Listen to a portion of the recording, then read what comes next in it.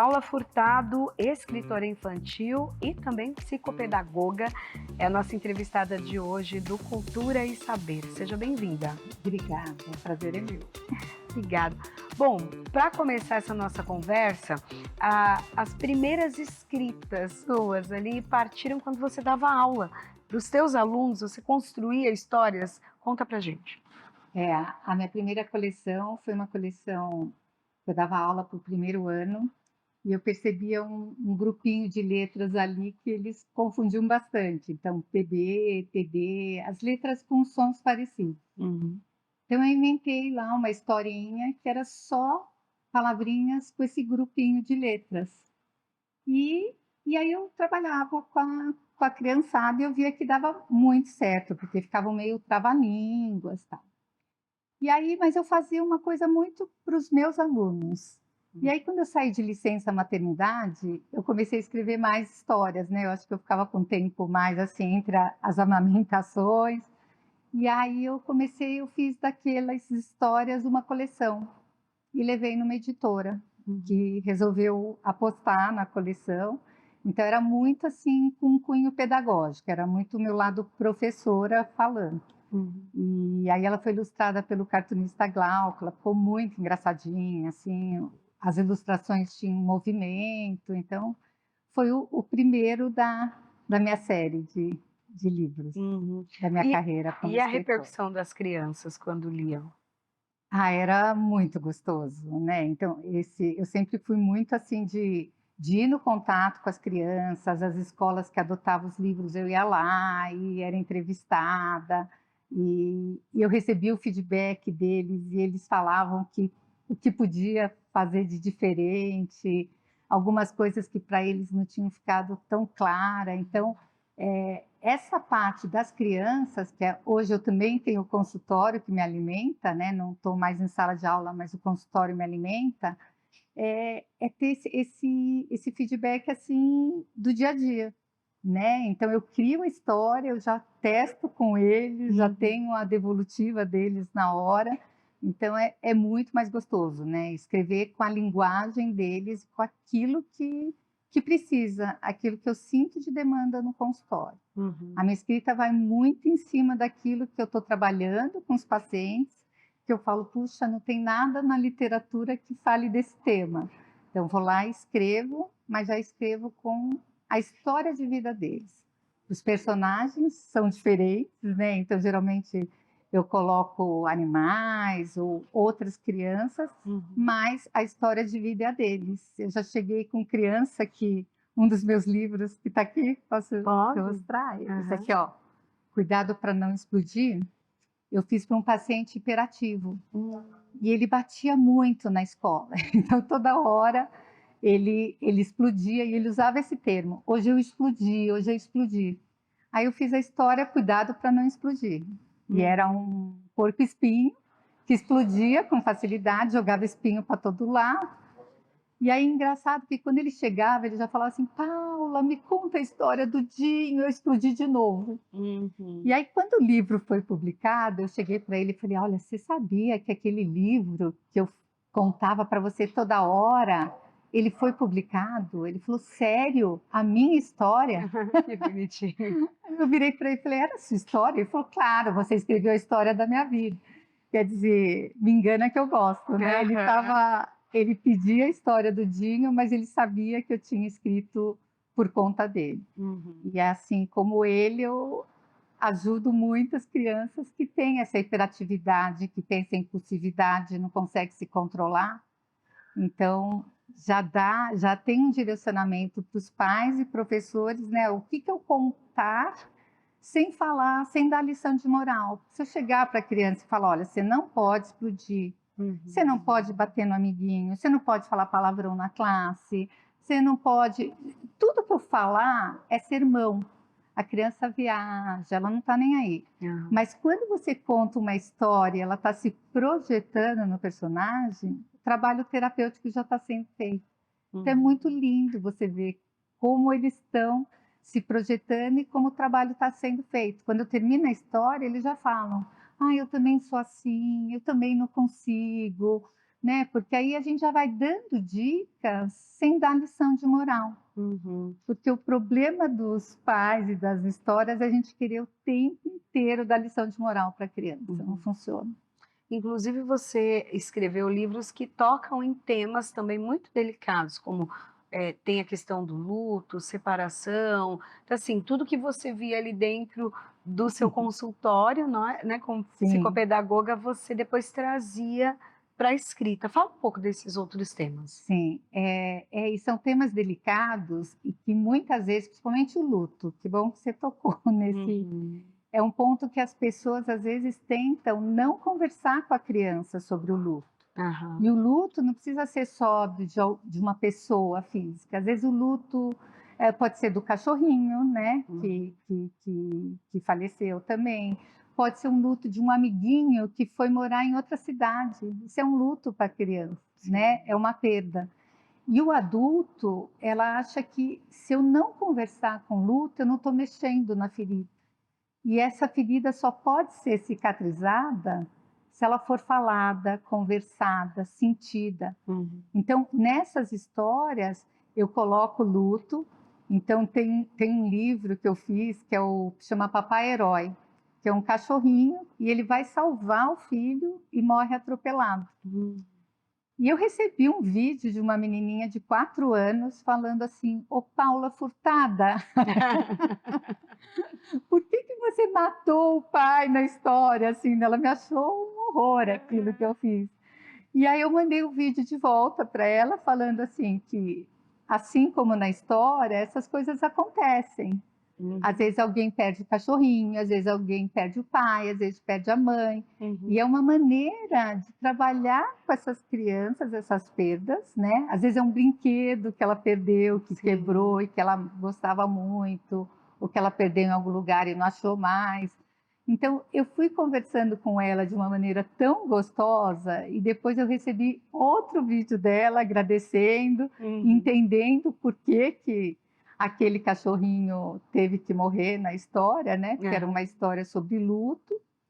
Tem um outro que eu também fiz para a Turma da Mônica, né? Para o Uhum. Maurício de Souza, que eu fiz o luto da personagem Dorinha. Uhum. Então, eu já começo com o luto da visão, que ela não pode enxergar, então ela tem que descobrir o mundo de outras maneiras, né? Ela perdeu a visão. A história da Dorinha é essa mesmo.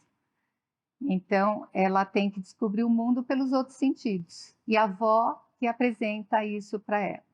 O que eu já recebi de mensagens emocionantes de crianças que também perderam a avó e Uhum. que se viram naquela história, porque eu conto assim, o luto aparece muito sutil no final da história, ela está toda, mostra a avó mostrando o mundo para ela, e no final eu só coloco assim, a vovó não está mais aqui, aí aparece ela na nuvem com o anjinho, né, do Aham. personagem, e falando que as boas memórias e as lembranças estarão para sempre no coração dele. Uhum. Então, é bem sutil, assim, é só o final, mas o que aquilo toca a criança, toca os pais, e eu recebo depoimentos lindíssimos, assim, por conta dessa história, que é uma das minhas preferidas mesmo, essa Uhum. história que é sutil, né, e tem que trabalhar. Uhum. Eu já trabalhei com vários casos de luto no consultório e são muito tristes realmente, né? Sim. Criança perder mãe, às vezes.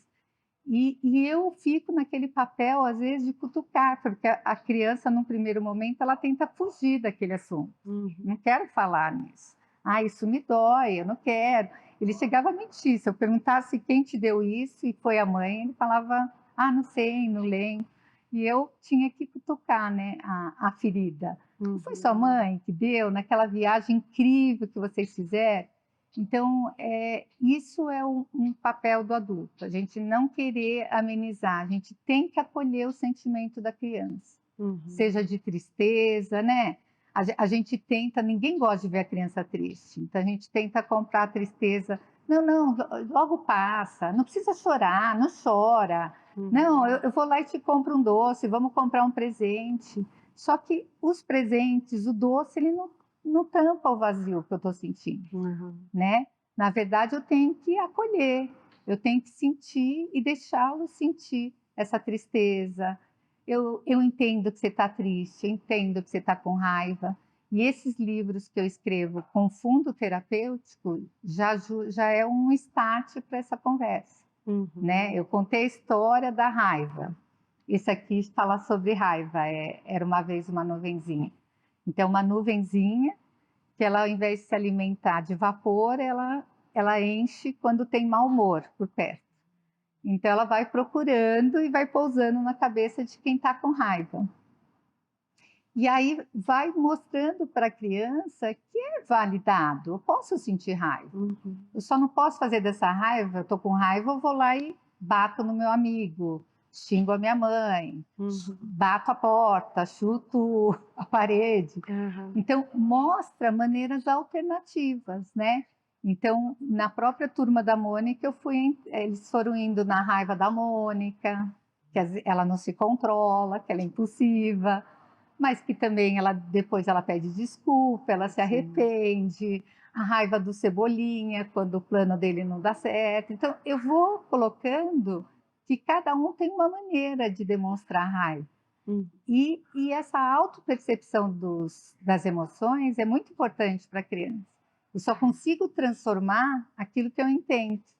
Porque às vezes a criança está morrendo de raiva ou está triste, mas ela age de outra maneira. Ela está triste, mas vai lá e bate no amigo que xingou ela, né? Ou que rejeitou. Então, ele demonstra de uma maneira, mas a verdadeira emoção é a tristeza. Enquanto ela não olhar para o que ela está sentindo, ela não consegue transformar. E esses livros, eles podem ajudar também os professores e os pais a entender, porque como você disse agora, a criança precisa saber, precisa nomear o que ela está sentindo. E normalmente ela não sabe, Não. né? Ela não consegue nomear. Não. Mas quando se tem um livro como uma ferramenta para encontrar esse sentimento, aí é possível até que os pais, né, e também os professores lidem com isso. Sim, é perfeito. Essa coleção, que primeiro foi lançado esse livro aqui, o maior de todos, que é Do Fundo do Coração, que eu coloquei 5 emoções. Eu pus a ansiedade, né, que é o mal do século. Pus o luto, pus a raiva, pus o medo, né, e a tristeza. Então começou daí. E aí fez um sucesso, só que é um livro que tem 1 quilo, literalmente, ele pesa 1 quilo. E é um livro com uma edição especial, a gente lançou numa Bienal, tudo. E aí a gente começou a lançar essas histórias separadamente. Que é esse aqui da raiva, da ansiedade, da tristeza. E aí apareceram outros. Depois eu lancei da inclusão, e eu criei um personagem disléxico, que não existe na Turma da Mônica, mas naquele livrinho ele apareceu, o disléxico também, para acolhimento das diferenças. E também lançamos depois um que é sobre inveja e ciúmes, que é muito comum, que também foi uma coisa que eu vi no consultório. Toda hora chegava as menininhas de 12 anos, porque ela me cancelou, agora ninguém gosta de mim, aí tem uma líderzinha que monopoliza todas as outras, e era sempre com as meninas. Então, quando eu propus para Maurício de Souza de ser o Inveja e o Ciúmes, eu pus a Mônica e a Magali, para tratar o tema de que às vezes tem inveja de alguma situação ou tem ciúmes. Eu expliquei a diferença entre os dois. Então, isso foi muito legal que eu ouvi dos professores, porque eles falam assim, eu estou com inveja de tal situação. E, na verdade, eles queriam falar dos ciúmes. Sim. Ou eu tenho ciúmes de tal coisa, eles têm inveja do outro. Então, eu coloquei de uma maneira didática, eu expliquei no livro o que é a diferença entre inveja e ciúmes. E sempre assim, na coisa da projeção. Então, o professor não precisa falar direcionado, nem os pais, direcionado para você.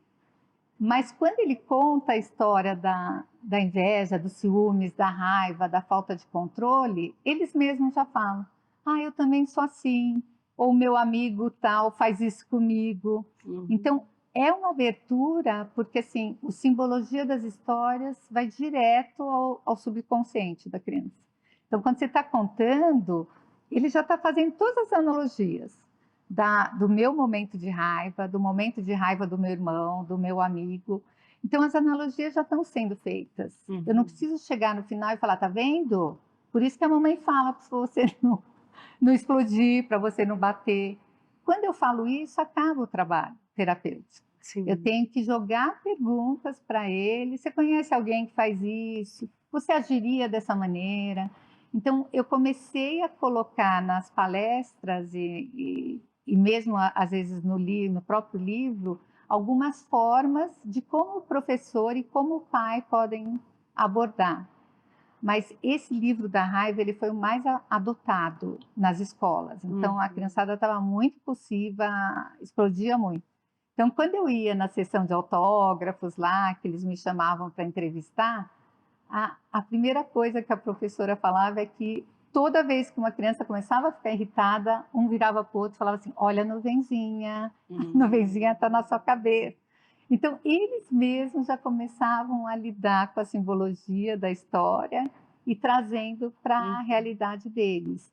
Então, ajuda muito mesmo, agora respondendo, né, a sua pergunta, na prática dos pais e dos professores, porque está ali, né? Está tudo. Está falando das diferentes maneiras que as pessoas demonstram essa raiva, dá ferramentas. O que a Mônica faz para não agora sair dando coelhada? Ela para, respira fundo, pensa naquilo que foi colocado, ou ela coloca como ela se sentiu, né, para o personagem. Então, às vezes, a gente joga para ele. Você acha que está certo o que ela fez? O que você faria de diferente? E eles trazem, porque eles sabem, né?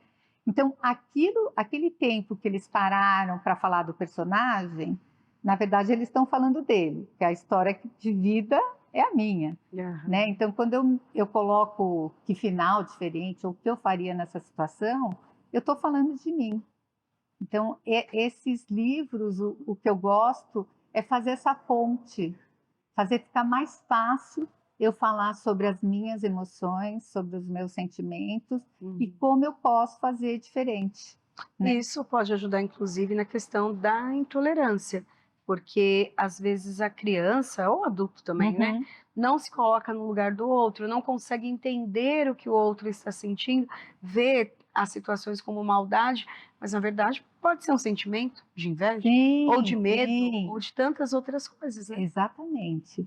E eles colocam no lugar do outro, e aí eles começam a falar assim, nossa, olha como ele se sentiu quando eu faço bullying com um coleguinha, né? Estou falando do óculos, eu estou falando sei lá, de qualquer coisa, ou da nota que o outro tirou, né?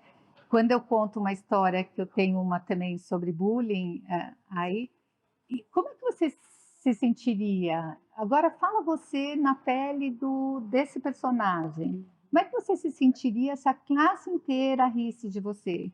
Se a classe inteira te julgasse, né? Então, com essa história do disléxico, eu fiz essa história porque os meus pacientes com dislexia que saem da classe para fazer a prova assistida, para ter um diferencial que eles têm o direito, eles estavam sofrendo esse tipo de bullying. Ah, ele é burro mesmo, ele não sei o quê. Aí ele tem nota boa porque a coordenadora ajuda, porque não sei o quê. E aí, quando eles entenderam, né? Porque lá na dislexia eu explico, eles recebem a imagem invertida, eles começam a se colocar no lugar do outro. É engraçado que quando eu faço texto, para a turma da Mônica principalmente, é uma delícia quando eu recebo a ilustração pronta, porque eles vão além, às vezes, do que eu estava imaginando. Então, nesse do disléxico, eles colocaram um texto tão engraçado assim, que eles trocaram as letras de lugar, que é do jeito que o disléxico recebe, o B ele troca pelo D, o P pelo Q. Então, eles fizeram uma frase toda engraçada, que fica engraçado para a gente, mas eu sempre pergunto para eles, quando eu vou dar palestra ou quando eu vou ser entrevistada, eu falo assim, como é que é para vocês, né, ler? Imagina para a criança que lê e sai essa coisa tudo misturada, sai ao contrário. Imaginou para a angústia dessa criança de ter que ler várias vezes até entender o que está sendo colocado lá. Então, eu trabalho muito com essa questão da empatia, né? Eu vou ter mais empatia quando eu conseguir me colocar no lugar do outro. Você já trabalhou ou pensa em produzir algum material que fale sobre a tecnologia? Ainda mais que hoje a gente sabe que ela tem trazido, gerado muita ansiedade nas crianças, até com a nova legislação para proibir, restringir, né, o uso Sim, dentro das escolas.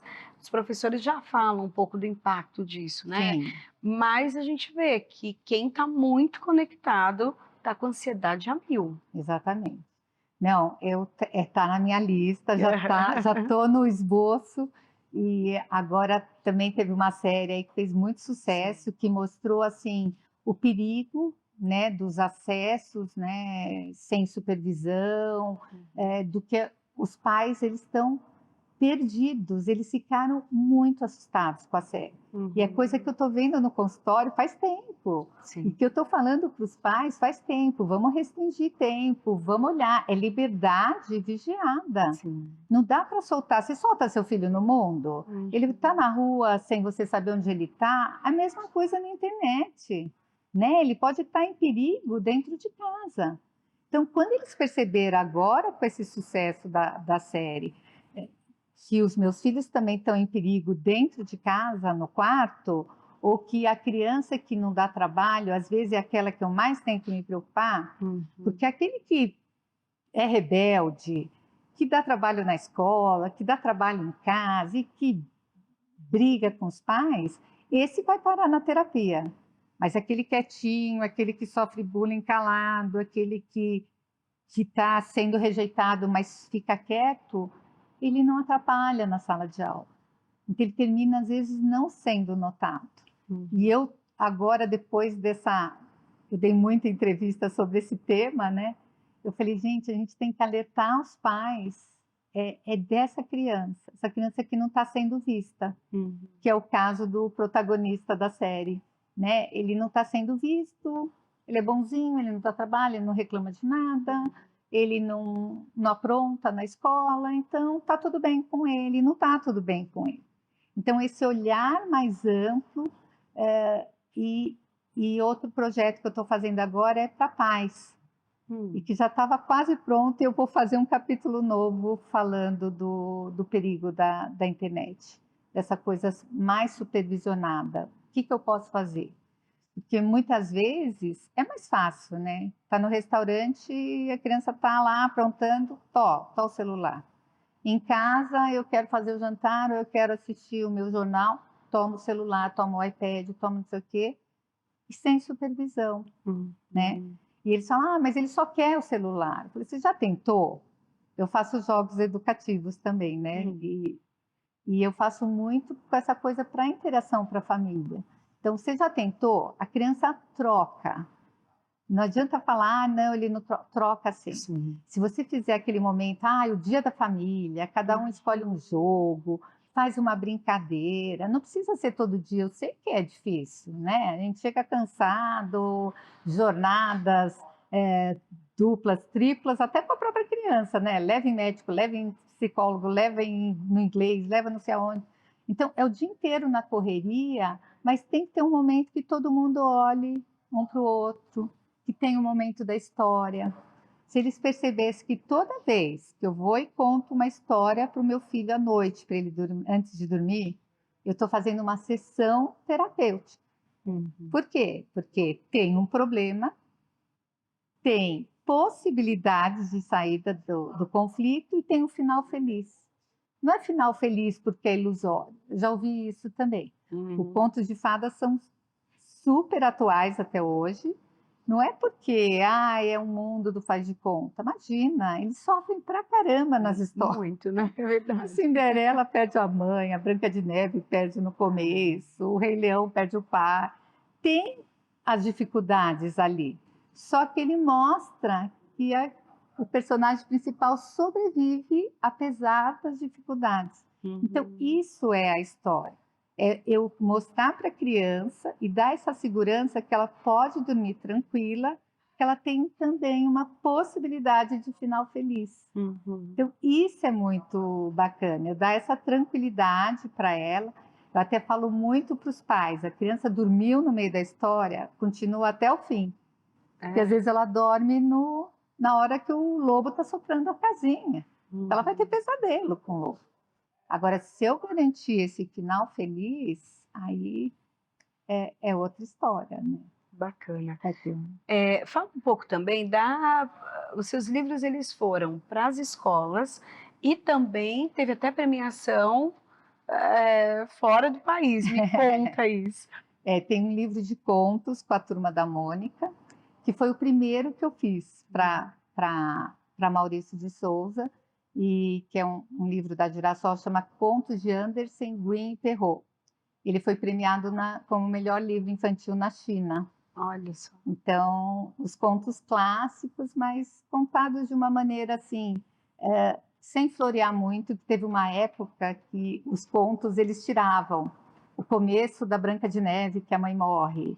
Era aquilo que eu falei de, sabe, mascarar a dificuldade como se ela não existisse. E esses eu coloquei assim bem perto do original mesmo, então teve esse prêmio. Teve alguns de folclore que eu acho assim importantíssimo. Teve o folclore brasileiro com a Turma da Mônica. E nesse livro eu fiz um manual para o educador.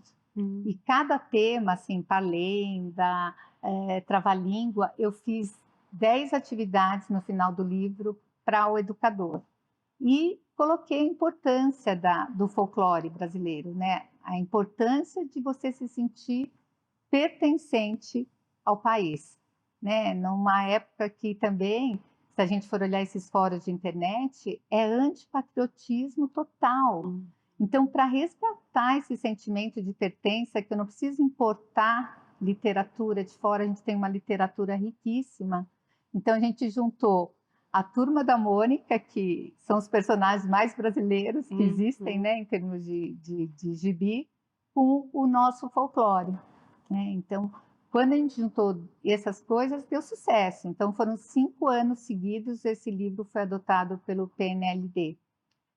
E aí, com essa coisa de já colocar o manual do educador, então também eu tive muita devolutiva, assim, muito bacana dos professores, de como fez a diferença a Turma da Mônica junto com os personagens do folclore.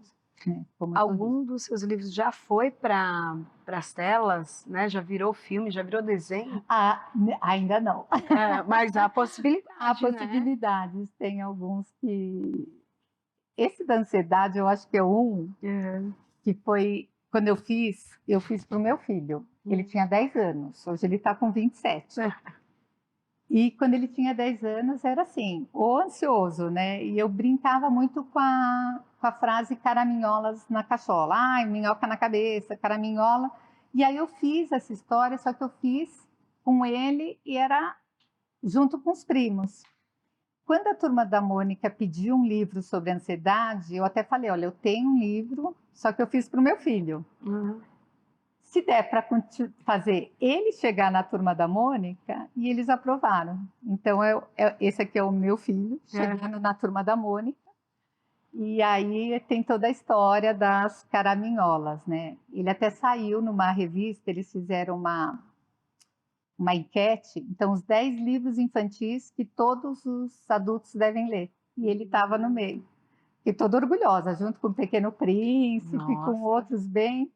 E ele estava lá no meio, porque é o mal do século, né? A ansiedade. Então, eu recebo de criança já tomando medicação de ansiedade, né? E a gente trabalhar o tema e ele saber nomear aquilo que ele tem, né? E como que eu posso trabalhar? Não é só pelo remédio, mas eu posso ter ferramentas de respiração, de autocontrole, que eu também possa alcançar essa minha tranquilidade sem precisar de medicação, é o meu objetivo. Bom, hoje a gente conversou com a Paula Furtado, aqui no Cultura e Saber, e para terminar de forma bem rápida, o que é escrever para você? A escrever é proporcionar esse acesso a mundos diferentes para as crianças, tanto na cultura, né, que é conhecimento, como também nessa parte terapêutica. Ler é contar histórias é um ato de amor. Quando as pessoas entendem isso, elas transformam vidas. Então, o meu objetivo é fazer a diferença na vida dessas crianças. Obrigada e parabéns pelo trabalho. Obrigada, eu que agradeço.